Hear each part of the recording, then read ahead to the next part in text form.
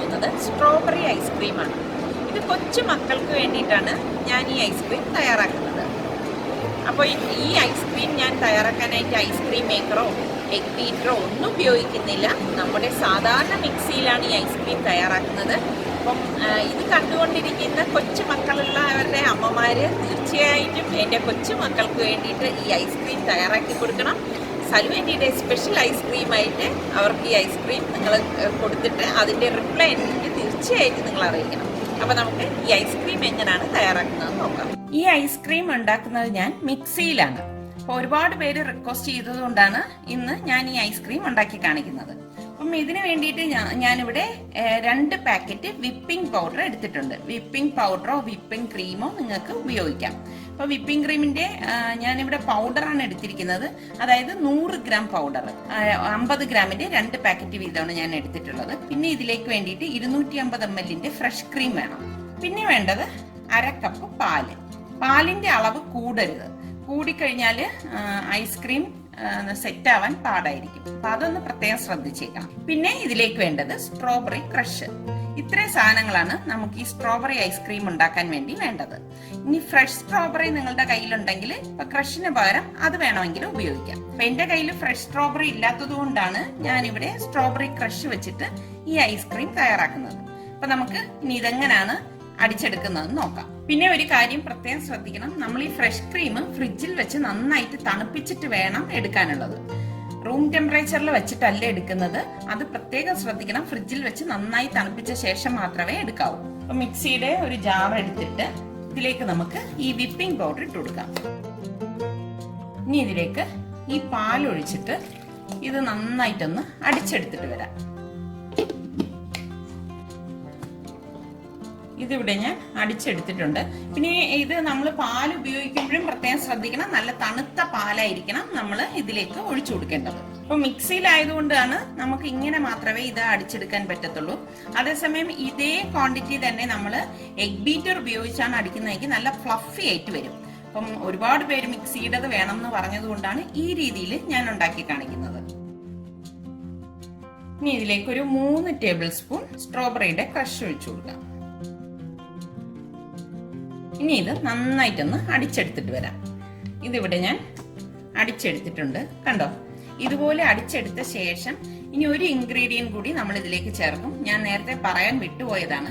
2 table spoon cornflour. ഈ 2 table spoon കോൺഫ്ലോറും കൂടി ഇതിലേക്ക് ഇട്ടിട്ട് നന്നായിട്ടൊന്ന് അടിച്ചെടുക്കും.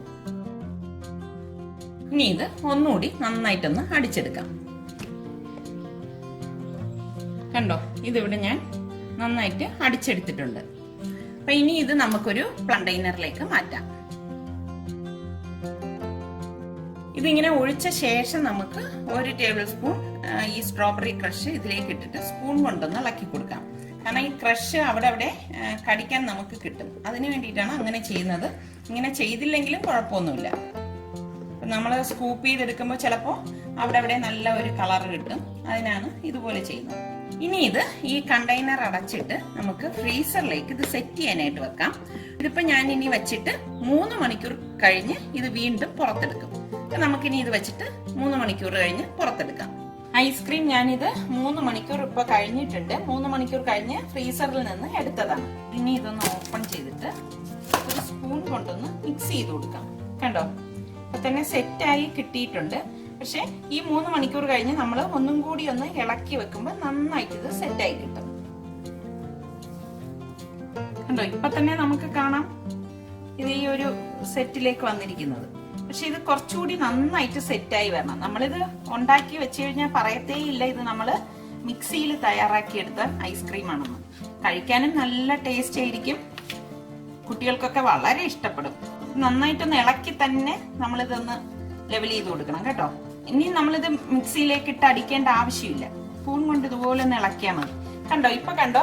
അടിയിലേക്ക് നമ്മൾ ലാസ്റ്റ് നമ്മളിത് മിക്സ് ചെയ്ത് വെച്ച ശേഷം ഞാൻ കുറച്ച് ഈ സ്ട്രോബെറി ക്രഷ് ഇട്ടില്ലേ, അതാണ് ഈ അവിടെ ഞാൻ പറഞ്ഞില്ലേ ഒന്ന് കടിക്കാൻ കിട്ടും നമുക്ക്. പിന്നെ കളറും കുറച്ച് ഡാർക്കും ഇതുമായിട്ട് മിക്സായി വരുന്നത്. ഇങ്ങനെ നമ്മൾ അടി പിടിച്ച് വേണം ഒന്ന് ഇളക്കിയെടുക്കേണ്ടത്. സെറ്റ് ആയല്ലോ, ഇനി ഇളക്കണ്ടെന്നൊന്നും വിചാരിക്കേണ്ട. നന്നായിട്ട് വരണമെങ്കിൽ നമ്മൾ ഇത് നന്നായിട്ടൊന്ന് മിക്സ് ചെയ്യണം. ശരിക്കും വളരെ എളുപ്പമല്ലേ നമുക്ക് ഈ ഐസ്ക്രീം ഉണ്ടാക്കിയെടുക്കാനായിട്ട്. ഇനി നമുക്കിത് ലെവൽ ചെയ്ത് കൊടുക്കാം. ഇതിപ്പോ ഞാൻ ഇതുപോലെ ഇളക്കിയിട്ട് നന്നായിട്ടൊന്ന് മിക്സ് ചെയ്ത് കേട്ടോ, എല്ലാം നല്ലതുപോലെ ഇതാ മിക്സ് ചെയ്തെടുത്തതാണ്. ഇനി നമ്മൾ ഇതൊന്ന് നന്നായി ലെവൽ ചെയ്ത് കൊടുക്കും. ഞാനിത് ലെവൽ ചെയ്തുകൊണ്ടിരുന്നപ്പോ റിസ്വാൻ വന്നു. റിസ്വാൻ പറഞ്ഞു റിസ്വാന് കുറച്ചുകൂടി ക്രഷ് വേണമെന്ന്. അപ്പൊ ഞാൻ അതുകൊണ്ട് ഈ ഒരു സ്റ്റേജിൽ ഞാൻ 1 ടേബിൾ സ്പൂൺ കൂടി ഈ സ്ട്രോബെറി ക്രഷ് ഇട്ട് കൊടുക്കാണ്. ഇത് ഇടണം എന്ന് യാതൊരു നിർബന്ധവും ഇല്ല. ഇതുപോലെ കുട്ടികൾ വന്ന് നമ്മളുടെ അടുത്ത് പറയണം, അവർക്കത് വേണം എന്ന് പറയുകയാണെങ്കിൽ മാത്രം ഇതുപോലെ ഒന്ന് മിക്സ് ചെയ്ത് കൊടുക്കാം. ഞാൻ ലെവൽ ചെയ്തുകൊണ്ട് വന്നതാണ്. അപ്പോഴേക്കാണ് റിസ്വാൻ വന്നിട്ട് കുറച്ചുകൂടി വേണം എന്ന് പറഞ്ഞു. ഒന്നും കൂടി നമ്മൾ ഇതുപോലെ ഇട്ട് കഴിഞ്ഞാൽ ഒന്ന് മിക്സ് ചെയ്ത് കൊടുത്താൽ മതി. ഒരുപാട് മിക്സ് ചെയ്യണ്ട. ഒരുപാട് മിക്സ് ആയി കഴിഞ്ഞാൽ ഇതുമായിട്ട് അങ്ങ് യോജിച്ചു പോകും. അപ്പൊ നമുക്ക് അത് കറക്റ്റ് ആയിട്ട് ആ ഒരു രീതിയിൽ കിട്ടത്തില്ല. നമുക്ക് ഇതൊന്ന് ലെവൽ ചെയ്ത് കൊടുക്കാം. സ്പൂണിന്റെ ബാക്ക് വശം കൊണ്ട് തന്നെ ഇങ്ങനെ ഒന്ന് നല്ല ടൈറ്റ് ചെയ്ത് ലെവൽ ചെയ്ത് കൊടുത്താൽ മതി. ഇത് സെറ്റ് ആവാനായിട്ട് ഓവർനൈറ്റ് ഫ്രീസറിൽ വെക്കുന്നതാണ് എപ്പോഴും നല്ലത്. പിന്നെ കുട്ടികളൊക്കെ ഉണ്ടെങ്കിൽ നമ്മൾ ഇതുപോലെ സെറ്റ് ചെയ്യാൻ വെക്കുമ്പോൾ അവർ ഇടയ്ക്കിടയ്ക്ക് വന്ന് ഫ്രീസർ തുറന്ന് നോക്കും സെറ്റ് ആയോ എന്നറിയാൻ. ഇനി നമുക്കിതിലേക്ക് ഒരു ബട്ടർ പേപ്പർ ഒന്ന് വെച്ചു കൊടുക്കാം. ഇതിന്റെ പുറത്തേക്കാണ് വെച്ചു കൊടുക്കുന്നത്. അങ്ങനെ വെക്കുന്ന എന്തിനെന്ന് വെച്ചാല് ഐസ് ഇതിലേക്ക് പിടിക്കാതിരിക്കാനാണ്. ചിലപ്പോൾ നമ്മൾ കണ്ടിട്ടില്ലേ ഐസ്ക്രീമിന്റെ ഇതുമാതിരി നമ്മൾ കണ്ടെയ്നർ വെച്ചിട്ട് ഇതിന്റെ അടപ്പ് മാറ്റുമ്പോഴേക്ക് ആ അടപ്പിലും ഇതിന്റെ മീതെയൊക്കെ ഐസ് ഉണ്ടാവും. അങ്ങനെ വരാതിരിക്കാനാണ് നമ്മൾ ഇതുപോലൊരു ബട്ടർ പേപ്പർ അതിന്റെ മീതെ വെച്ചിട്ട് ഇതിനെ ഞാൻ ക്ലോസ് ചെയ്ത് കൊടുക്കും. നമുക്ക് ഈസി ആയിട്ട് തന്നെ ഈ ബട്ടർ പേപ്പർ റിമൂവ് ചെയ്യാൻ പറ്റും. അല്ലാതെ ഒട്ടിപ്പിടിക്കുക ഒന്നും ചെയ്യത്തില്ല. കണ്ടോ, ഇതുപോലെ ഒന്ന് കവർ ചെയ്യണം. ഇനി ഒരു 5 മണിക്കൂർ ഇത് സെറ്റ് ആവാനായിട്ട് ഫ്രീസറിൽ വെക്കാം. ടോട്ടൽ 8 മണിക്കൂർ ഇത് സെറ്റ് ആവാൻ വെക്കാനാണ് ഞാൻ പറഞ്ഞത്. 3 മണിക്കൂർ കഴിഞ്ഞ ശേഷമാണ് ഞാനിപ്പോ എടുത്ത് ഇതൊന്ന് മിക്സ് ചെയ്ത് വീണ്ടും ഒരു ബട്ടർ പേപ്പർ വെച്ചിട്ട് ക്ലോസ് ചെയ്തെടുത്തത്. ഇനി ഇത് ഒരു 5 മണിക്കൂർ സെറ്റ് ആവാനായിട്ട് ഫ്രീസറിലേക്ക് മാറ്റാം. ഈ ഐസ്ക്രീം ഞാനിപ്പോ ഫ്രീസറിൽ നിന്ന് എടുത്തോണ്ട് വന്നതാണ്. ഇപ്പം 5 മണിക്കൂർ കഴിഞ്ഞിട്ടുണ്ടായിരുന്നു. ടോട്ടൽ ഞാൻ പറഞ്ഞതുപോലെ 8 മണിക്കൂറാണ് നമ്മൾ ഇത് സെറ്റ് ചെയ്യാൻ വേണ്ടി വെക്കേണ്ടത്. ഇനി ഇത് തുറന്നു നോക്കാം നമുക്ക്. ഇനി നമുക്കിത് ഈ ബട്ടർ പേപ്പർ ഇതിൽ നിന്ന് മാറ്റാം. കണ്ടോ, വളരെ ഈസി ആയിട്ട് തന്നെ നമുക്ക് ബട്ടർ പേപ്പർ ഇതിൽ നിന്ന് എടുക്കാൻ പറ്റും. കണ്ടോ, ബട്ടർ പേപ്പറിൽ ഒട്ടും അത് ഐസ്ക്രീം പിടിക്കുകയോ ഒന്നും ചെയ്തിട്ടില്ല. ഇനി നമുക്ക് ഈ ഐസ്ക്രീം സ്കൂപ്പ് ചെയ്ത് ഐസ്ക്രീം ബൗളിലേക്ക് മാറ്റാം. ഞാനിത് ഈ ബൗളിലേക്ക് വെച്ചു കൊടുക്കാം.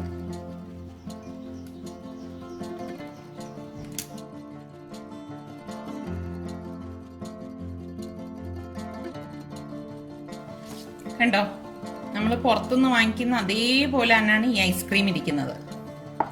ഞാനിനി കുറച്ച് പിസ്തയുടെ മുകളിൽ വെച്ചിട്ട് ഡെക്കറേറ്റ് ചെയ്യാണ്. ഇങ്ങനെ ചെയ്യണം എന്ന് നിർബന്ധമൊന്നുമില്ല, ഒരു ഭംഗിക്ക് വേണ്ടി ഇടുന്നതേ ഉള്ളൂ. വളരെ പെട്ടെന്ന് തന്നെ തയ്യാറാക്കിയെടുക്കാൻ പറ്റുന്ന ഐസ്ക്രീം ഇവിടെ തയ്യാറായിട്ടുണ്ട്. അപ്പൊ ഇത് ഞാൻ മിക്സിയിലാണ് തയ്യാറാക്കിയെടുത്തത്. അപ്പൊ നിങ്ങൾക്ക് എല്ലാവർക്കും ഇത് ട്രൈ ചെയ്ത് നോക്കാവുന്നതാണ്. ഇത് വളരെ ടേസ്റ്റി ആയിട്ടുള്ള ഒരു ഐസ്ക്രീമാണ്. അപ്പൊ നിങ്ങൾ എല്ലാവരും ഇത് ട്രൈ ചെയ്ത് നോക്കി. നിങ്ങൾക്ക് ഇത് ഇഷ്ടമാണെങ്കിൽ ഇതിന്റെ ലിങ്ക് ഷെയർ ചെയ്യുവാനും ലൈക്ക് ചെയ്യുവാനും കമന്റ് ചെയ്യാനും മറക്കണ്ട. അതേപോലെ തന്നെ സലു കിച്ചൻ സബ്സ്ക്രൈബ് ചെയ്തിട്ടില്ലാത്തവരുണ്ടെങ്കിൽ ഈസി റെസിപ്പികൾക്കായി സലു കിച്ചൻ സബ്സ്ക്രൈബ് ചെയ്യാൻ മറക്കരുതേ. അപ്പൊ ഞാൻ ഇതൊന്ന് ടേസ്റ്റ് ചെയ്തിട്ട് പറഞ്ഞുതരാം. ഉണ്ടോ, തണുപ്പ് കാരണം പറയാൻ വയ്യ. അടിപൊളി ടേസ്റ്റി ഐസ്ക്രീമാണ് കേട്ടോ. ഞാൻ വെറുതെ പറയുന്നതല്ല. അപ്പൊ നിങ്ങൾ എല്ലാവരും ഇതൊന്ന് ട്രൈ ചെയ്ത് നോക്കുക.